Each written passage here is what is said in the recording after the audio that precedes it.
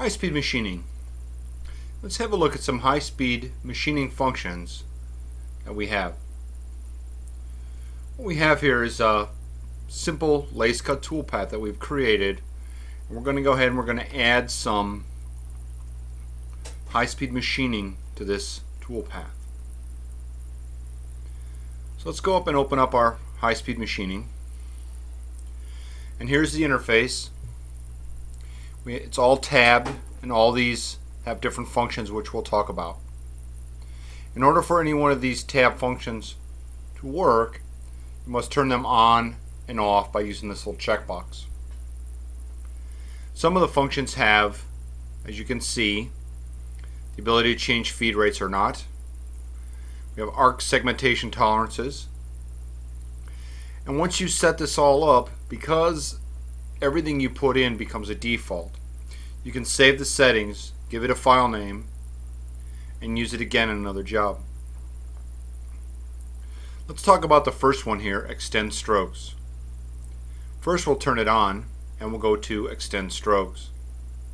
We're going to extend the toolpath by 200 thousandths, and it extends the toolpath tangent. So if we say do it, you will notice that the toolpath now gets extended. Let's look at entry feed lines. Entry feed line will add a feed move from the end of the toolpath to the rapid. Right now you see the dotted line is rapid, and it rapids right down to the beginning of our toolpath. If we add up a line length of 200 thousandths and we say do it, you will notice now we get a feed line attached to our rapid move. So we rapid and then feed. On-off Z arc plane. What this does is it will build an arc between the feed move or the rapid move and the toolpath. So it will come down and arc on.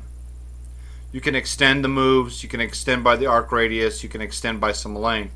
In our case, we're just going to go by a percentage of the tool radius, which is 25%, and we'll say do it.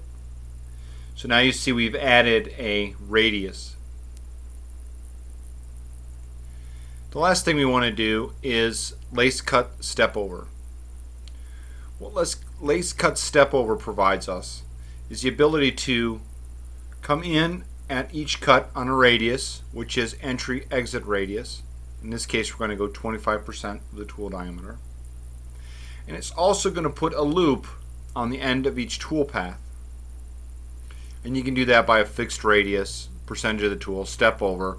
And you can also extend a tool path based on all these inputs.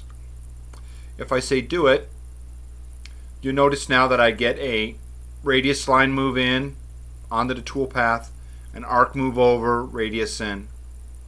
This makes it perfect for high-speed machining. And there you have our high-speed machining functions.